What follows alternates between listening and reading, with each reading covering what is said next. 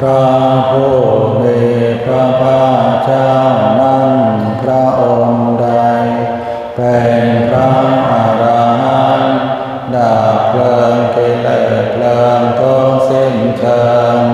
ตรัสรู้ชอบได้โดยพระองค์เองสวากขาโตเยนะภะคะวะตาธัมโมพระธรรมเป็นธรรมอันพระผู้มีพระภาคเจ้าพระองค์ใด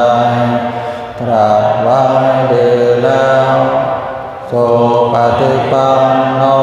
ยัสสะภะคะวะโตสาวกสังโฆพระ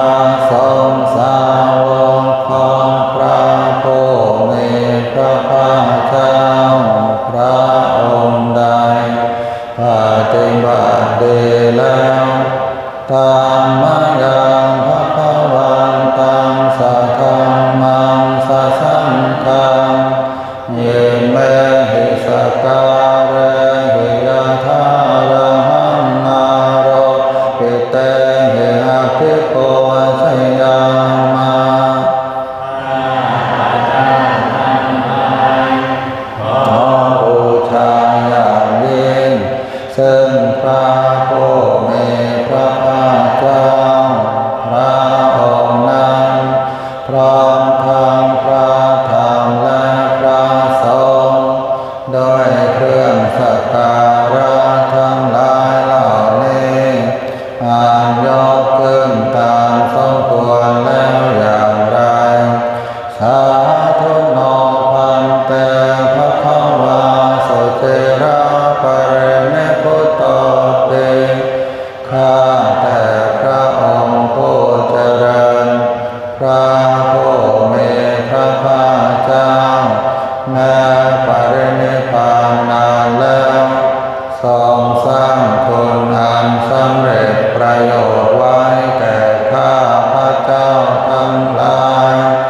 ปัจฉิมาชนตานุกรรมปมานาสาทรงมีพระหฤทัยอนุเคราะห์แก่พวกข้าพระเจ้าอันเป็นชนรุ่นหลังเยเม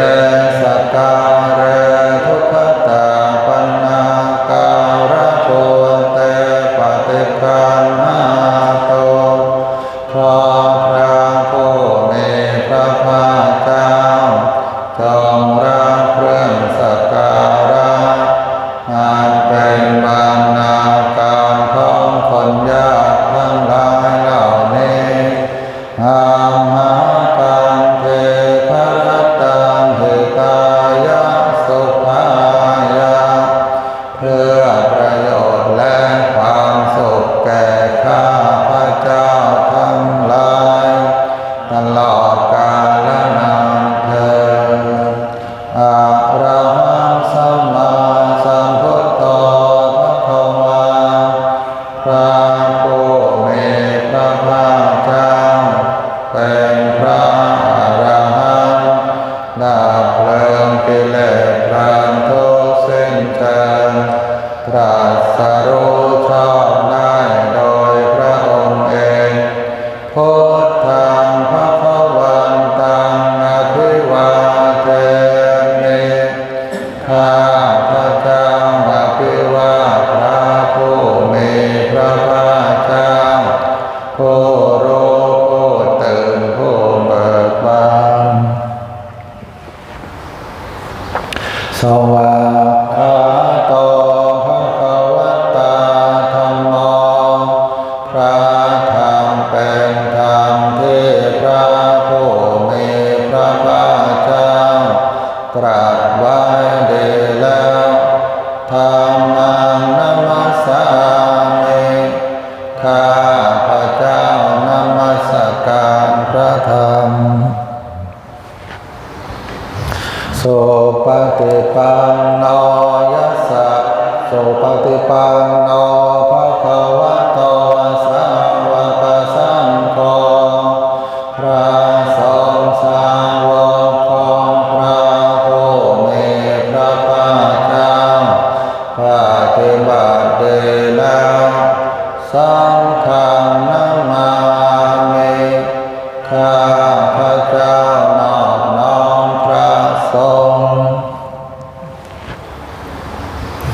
หันธรรมยังพุทธัสสะภะคะวะโตปุพพภาคะนะมะการังกะโร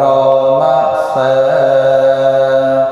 เชิญเถิดเราทั้งหลายทำความนอบน้อมอันเป็นส่วนเบื้องต้น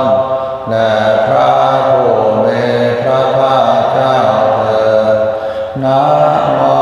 ตัสสะภะคะวะโตขอนอบน้อมแด่พระผู้มีพระภาคเจ้าพระองค์นั้นอะระหะโตซึ่งเป็นผู้ไกลจากกิเลสสัมมาสัมพุทธัสสะตรัสรู้ชอบได้โดยพระองค์เองนะโมตัสสะภะคะวะโตขอนอบน้อมแด่พระผู้มีพระภาคเจ้าพระองค์นั้นอะระหะโตซึ่งเป็นผู้ไกลจากกิเลสสัมมาสัมพุทธัสสะตรัสรู้ชอบได้โดยพระองค์เองนะโมตัสสะภะคะวะโตขอนอบน้อมแด่พระผู้มีพระภาคเจ้าพระองค์นั้นอะระหะโตซึ่งเป็นผู้ไกล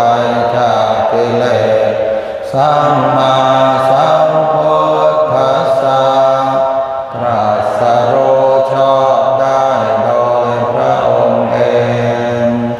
หันธรรมยังพุทธานุสตินะยังกะโรมะเสเชิญเถิดเราทั้งหลายทำความตามระลึกถึงพระพุทธเจ้าเถิดตังโฆปะนะภะคะวันตังเอวังกัลยาโนติติสัทโธนะพุทธโต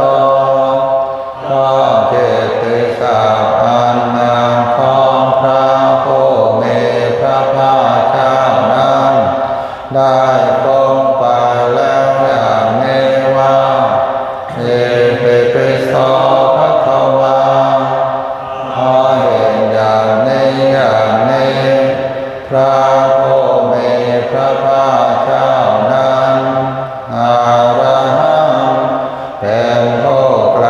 จากกิเลสสัมมาสัมพุทโธเป็นผู้ตรัสรู้ชอบได้โดยพระองค์เองวิชาจารณะสัมปันโนเป็นผู้ถึงพร้อมด้วยวิชาและจารณะโสขโตเป็นผู้ไปแล้วด้วยดีโลกวิทูเป็นผู้รู้โลกอย่างแจ่มแจ้งอนุตตรปุริสธรรมสารถิเป็นผู้สามารถฝึกบุรุษที่สมควรฝึกได้อย่างไม่มีใครยิ่งกว่าสัทธาเทวมนุษย์สานังเป็นครูผู้สอนของเทวดาและมนุษย์ทั้งหลายพุทโธ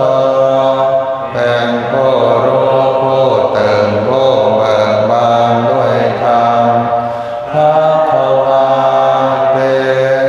เป็นผู้มีความจำเริญจำแนกคำสั่งสอนสัตว์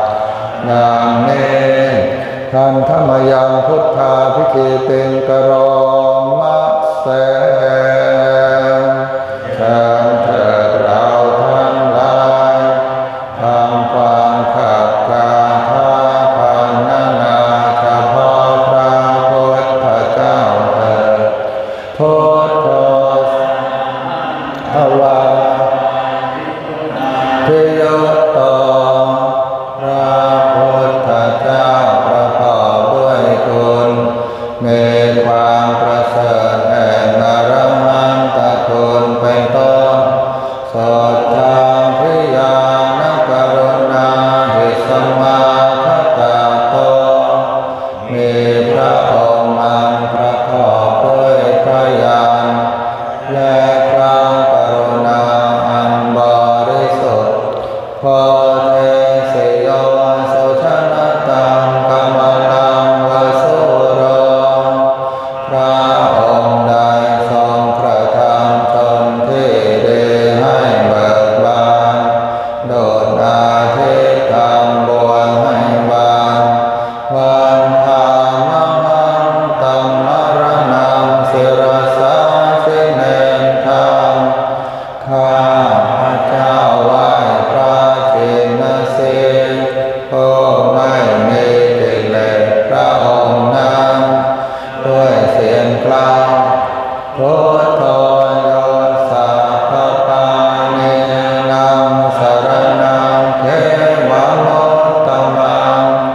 พระพุทธเจ้าพระองค์ใดเป็นสรณะอันเกษมสูงสุดของสัตว์ทั้งหลายปัทมานุสติฐานาวันธามิตังสิเรนะหังข้าพระเจ้าพระเจ้าพระองค์นั้นอาจเป็นที่ตั้งแห่งความระลึกองค์ที่หนึ่งด้วยเสียงกลางพุทธัสสะหาสมิทาโสวะพุทโธเมมิเกสโรข้าพระเจ้าเป็นทาสของพระพุทธเจ้าพระพุทธเจ้าเป็นนางมีอิสระเนื้อข้าพระเจ้าพุทโธทุกขาสัทธาตาจวิธานาจหิตาสเมพระพุทธเจ้าเป็นเครื่องกำจัดทุกข์และทรงไว้ซึ่งประโยชน์แก่ข้าพระเจ้าพุทธัสสะหังนิยาเทมิสรีรังเทวิตังเจตังข้าพระเจ้ามอบกายถวายชีวิตนี้แด่พระพุทธเจ้าวันทันโตหังจริสามิพุทธเสวะสุโภธิกังข้าพระเจ้าผู้ว่าอยู่จะประพฤติตามซึ่งความตรัสรู้ดีของพระพุทธเจ้านัตถิเมสรณังอัญญังพุทโธเมสรณังวรังสรณะอื่นของข้าพระเจ้าไม่มีพระพุทธเจ้าอันประเสริฐของข้าพระเจ้าเอเต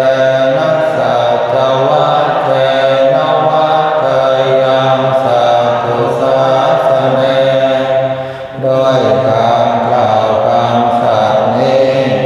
ข้าพระเจ้าพึงเจริญในพระศาสนาของพระศาสนาพุทธังเมวันธมาเนนะยังปุญญังปสุตังอิทาข้าพระเจ้าผู้ว่าอยู่ซึ่งพระพุทธเจ้า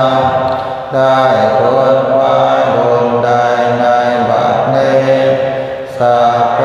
ปิอันตรายาเมมาเหสุตัสสเตชะสาอันตรายทั้งปวงอย่าได้มีแก่ข้าพระเจ้าด้วยเดชแห่งบุญนั้นกายเยนวาจายวัจเจตสาวาด้วยกายก็ดีด้วยวาจาก็ดีด้วยใจก็ดีพุทเทกุกามันปะกะตังมายายังกามนาทิเตนันใดที่ข้าพระเจ้ากระทำแล้วในพระพุทธเจ้าพุทโธปฏิคันหตวัจจยันตังขอพระพุทธเจ้าจงงดซึ่งโทษล่วงเกินนั้น กาลันตะเรสังวริโตวะพุทเท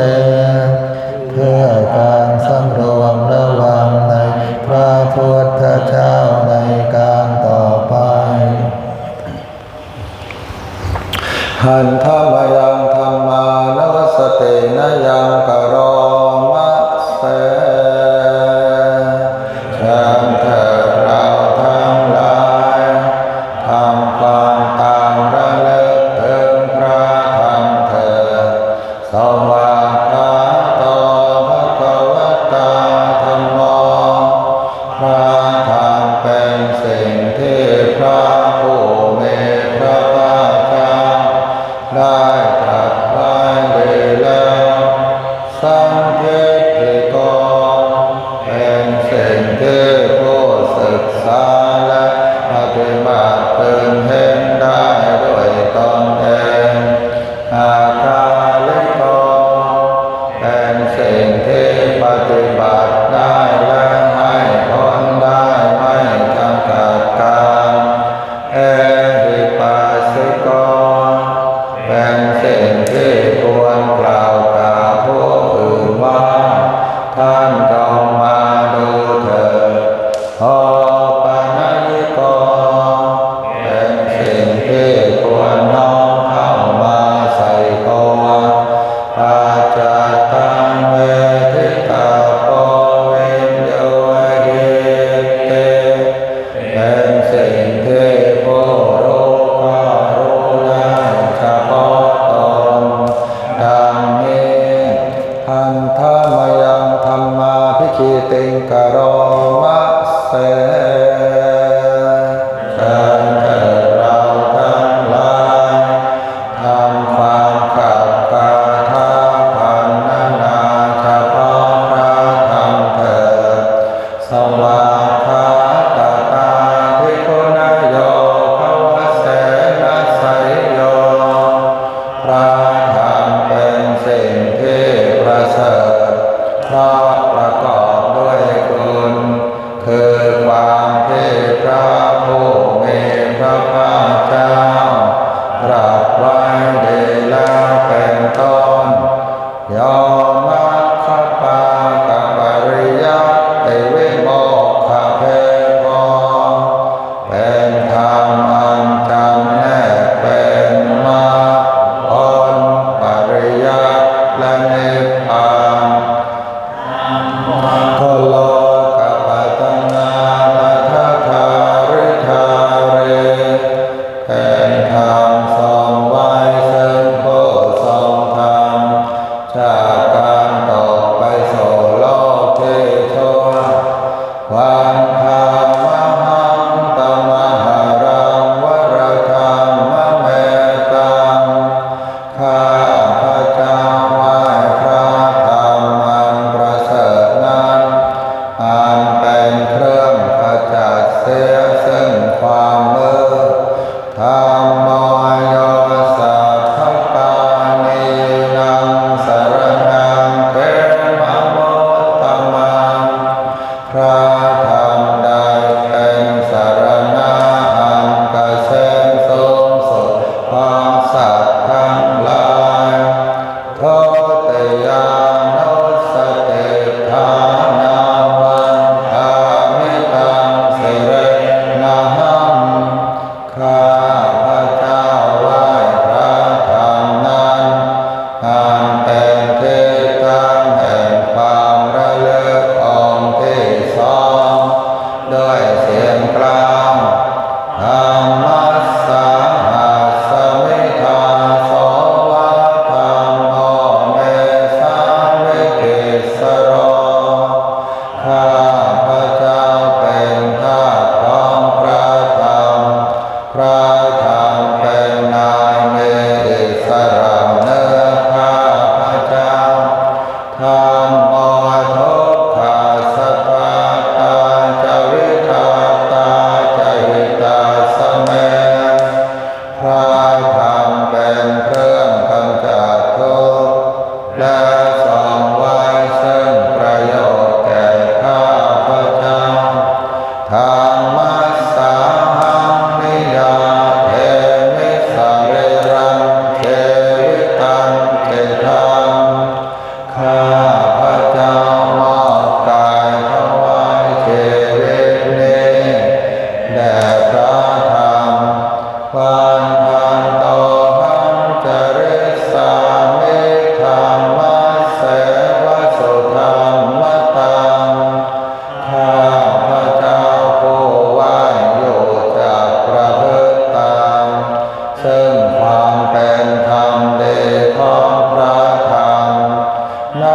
ติเม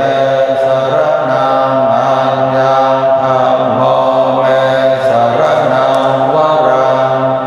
สรณะอื่นของข้าพเจ้าไม่มี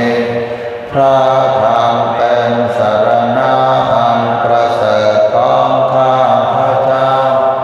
เอเตนะสัจวัตเตนะวัฏเทยังสัตถุสาสเนโดยการกล่าวคำสัตย์นี้ข้าพเจ้าพึงเจริญในพระศาสนาพระศาสดามังเมวันธมาปุญญาปัสสุตังเอธาข้าพเจ้าผู้ว่าอยู่ซึ่งพระธรรมได้ควรไว้บุญใด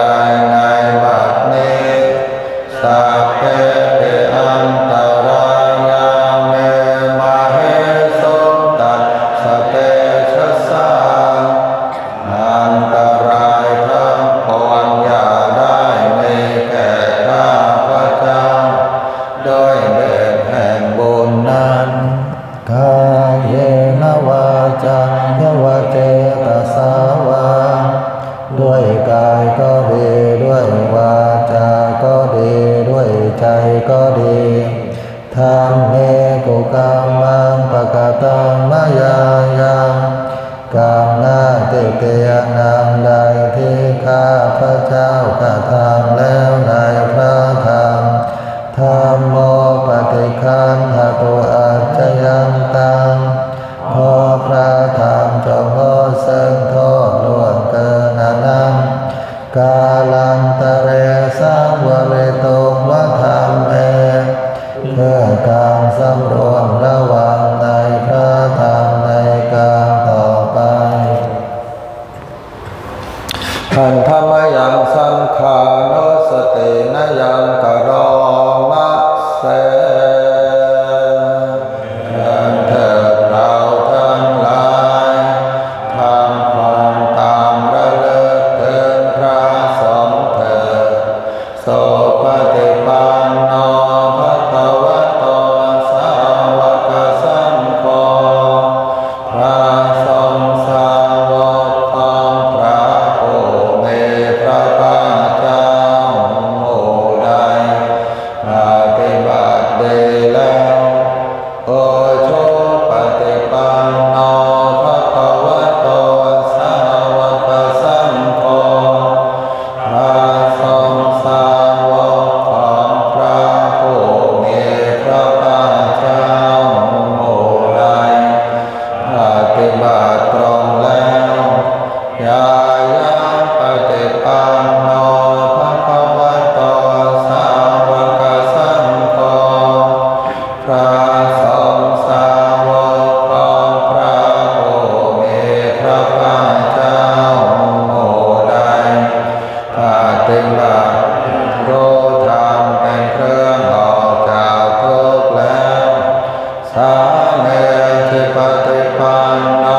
ภะคะวะโตสาวกสังโฆพระสงฆ์สาวกของพระผู้มีพระภาคเจ้าหมู่ใดปฏิบัติสมควรแล้วญาติธรรมได้แก่บุคคลเหล่านี้คือจัตตาริปุริสยุคคานิอัตตปุริสปุคคลาผู้แห่งบุรุษสี่ผู้นับเรียงตัวบุรุษได้แก่บุรุษเอสาภะคะวะโตสาวกสังโฆนั่นแหละสงฆ์สาวกของพระผู้มีพระภาคเจ้ามาหุนายโยเป็นสงฆ์ควรแก่สักการะที่ต้องนำมาบูชาพระหุนายโยเป็นสงฆ์ควรแก่สักการะที่ต้องจัดไว้ต้อนรับข้าพ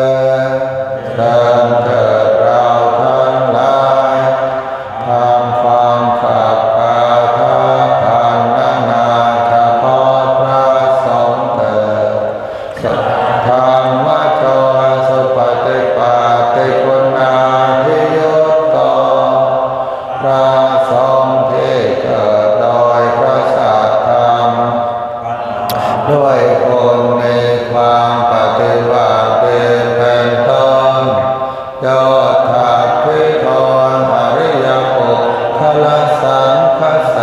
ทอเป็นโมแห่งพระอริยบุคคลอันประเสริฐแปดจำพวกศีลาธิธรรมปวาราสยกายจิตโตมีกายและจิตอันอาศัยธรรมมีศีลเป็นต้นอันบวรพันธามหังตัมมริยานัพนังสุสุทธังข้าพระเจ้าไหว้หมู่แห่งพระอริยเจ้าเหล่านั้นอันบริสุทธิ์ด้วยฤทธิ์สังโฆโยสัพพปาเน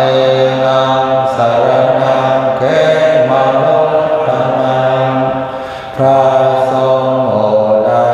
เป็นสรณะอันเกษมสูงสุดของสัตว์ทั้งหลายทาติยานุสติฐานาวันทามิตังสิเรนะหังข้าพระเจ้าไหว้พระสงฆ์หมู่นั้นอันเป็นที่ตั้งแห่งความระลึกองค์ที่สามด้วยเสียงกล่าวสังฆสาหัสมิทาโสวัสสังโฆเมสาวิเกสโรข้า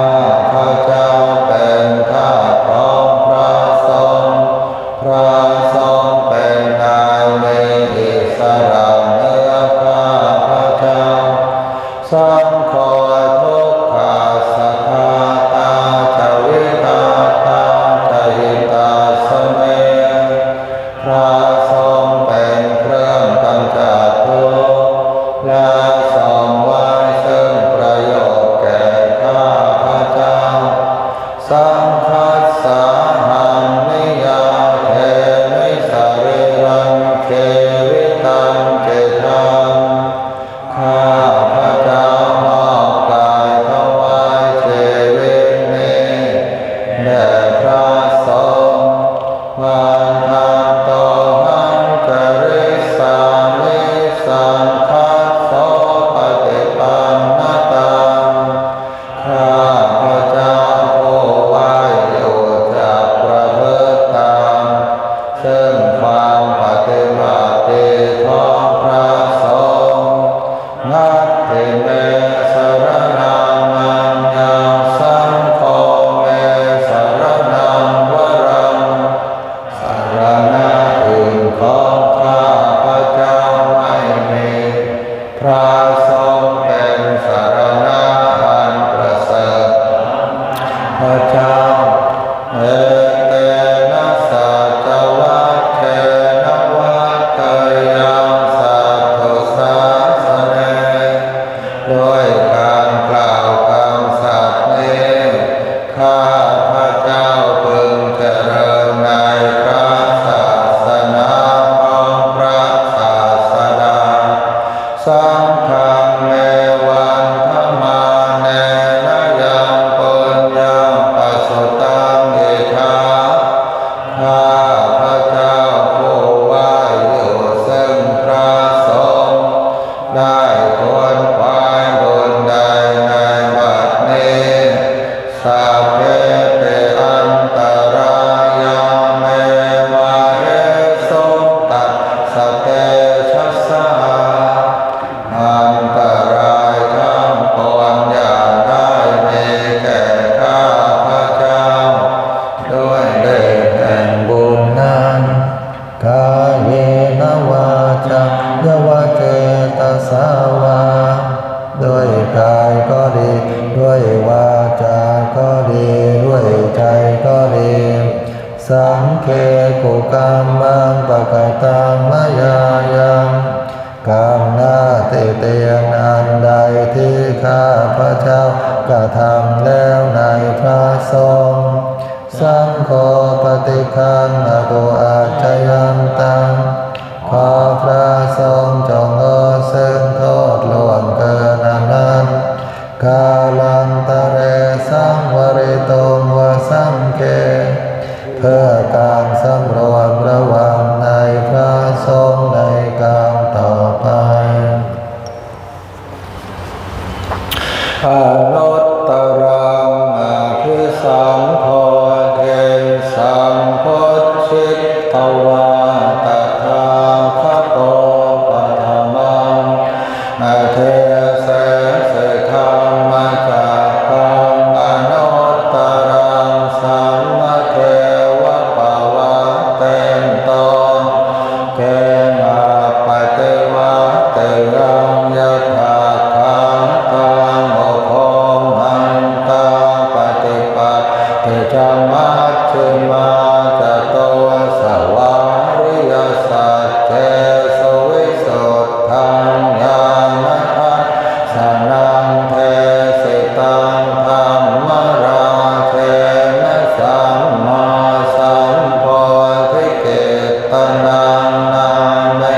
นะเวสุตังสุตตังธัมมจักกัปปวัตตนังไวยากรณปาเทนะสังเกตังตัมภนามะเสเอวัมเมสุตังเมตังสมัยยังภควาภาระนะเสยังเวหรติสิปตเนมิทัฏฐายะตัตระโภภควาปัญจวัคคีเยภิกขุมามันเตสิทเวเมภิกขเวมันตาปาปทิเตนะนะเสวิตาภาโยทายังกามิสุกามสุขัลลิธานิโยโคหิโนธัมโมโพธุชนิโกวังอนะริโยวังอนัตถสันติโตโยทายังอัตตะกิลมัฏฐานุโยโพธุโพอนะริโยวังอนัตถสันติโตเยเตเตภิกขเว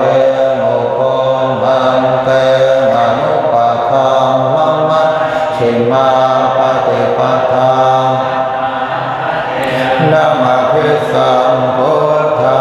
จักขุกรณัยญาณกรณัยมุปัสสมายมะภิญญา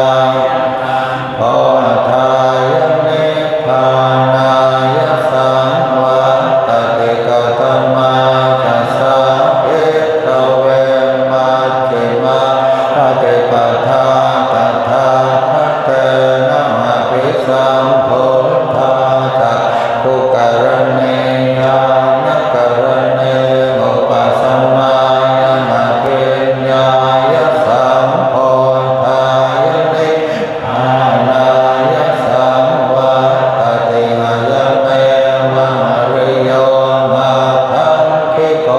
มะโพสัยยติธังสัมมาทิฏฐิสัมมาสังกัปปะ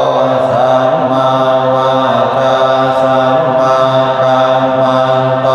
สัมมาอาชีวะสัมมาวายามะสัมมาสติสัมมาสมาธิยังโพสะภิกขเวมัชฌิมาปฏิปทาตถาคตเตนะมะภิสัมพุทธาจักขุกรณัยญาณกรณัยมุปัสสมายมะภิญญายะสัมโพธายะนิพพานายะสังวัตติธังโพปนะภิกขเวทุกขังอริยสัจจังคาติปิทุกขังชราปิทุกขังมรณังปิทุกขังโสกปริเทวทุกขโทมนัสโส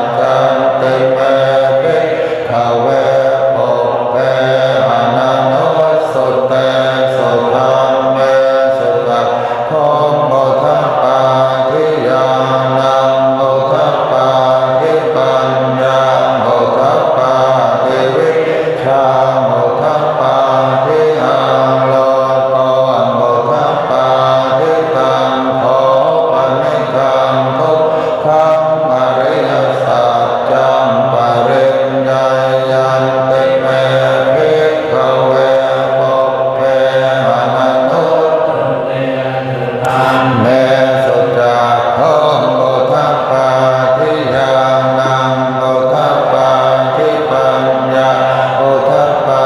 ทิวิชาโอทัปปาทิอาโลโกโอทัปปาทิตังโคปนิธังทุกขังอริยสัจจังปริญญาตังเตเมภิกขเวปุพเพอนันโนสุเตสุธัมเมสุตะโธโอทัปปาทิญาณังโอทัปปาทิปัญญาโอทัปปาทิวิชาโอทัปปาทิอาโลโกโอทัปปาทิธังทุกขสมุทัยโยอริยสัจจังเตเมภิกขเวปุพเพอนันโนสุเตสุธัมเมสุตะโธโอทัปปาทิญาณังโอทัปปาทิปัญญาโอทัปปาทิวิชาโอทัปปาทิอาโลโอทัปปาทิตังโฆปนิธังทุกขสมุทัยโยอริยสัจจังปหาตัพพันติเมภิกขเวปุพเพอนันโนสุเตสุธัมเมสุตะโธโอทัปปาทิญาณังโอทัปปาทิปัญญาโอทัปปาทิวิชาโอทัปปาทิอาโลโกโอทัปปาทิตังโฆปนิธังทุกขสมุทัยโยอริยสัจจังปะเยนันติเมภิกขเวปุพเพอนันโนสุเตสุธัมเมสุตะโธโอทัปปาทิญาณังโอทัปปาทิปัญญาโอทัปปาทิวิชาโอทัปปาทิอาโลโกโอทัปปาทิธังทุกขนิโรธอริยสัจจังเตเมปุพเพอนันโนสุเตสุธัมเมสุตะโธโอทัปปาทิญาณังโอทัปปาทิปัญญาโอทัปปาทิวิชาโอทัปปาทิอาโลโกโอทัปปาทิตังโฆปนิธังทุกขนิโรธอริยสัจจังสัจจิกาตัพพันติเมภิกขเวปุพเพอนันโนสุเตสุธัมเมสุตะโธโอทัปปาทิญาณังโอทัปปาทิปัญญาโอทัปปาทิวิชาโอทัปปาทิอาโลโกโอทัปปาทิตังโฆปนิธังทุกขนิโรธอริยสัจจังสัจจิกตันติเมภิกขเวปุพเพอนันโนสุเตสุธัมเมสุตะโธโอทัปปาทิญาณังโอทัปปาทิปัญญาโอทัปปาทิวิชาโอทัปปาทิอาโลโกโอทัปปาทิธังทุกขนิโรธคามิเนปฏิ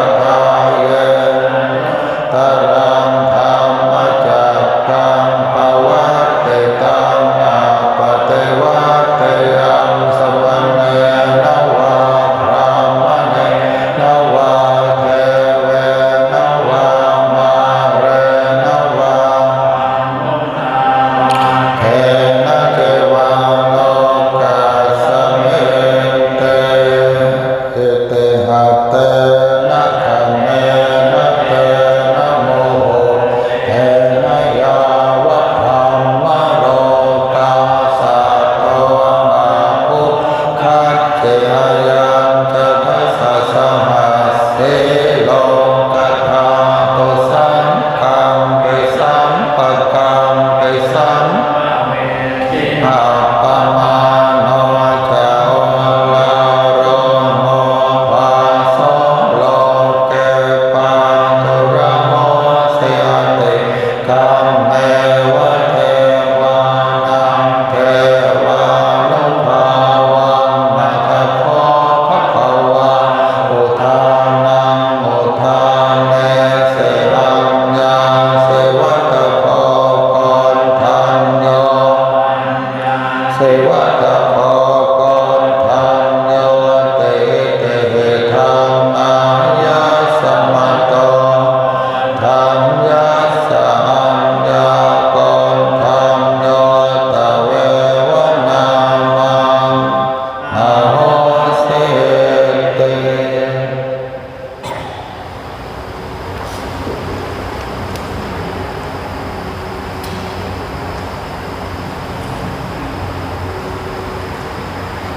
ชมเรื่องมหา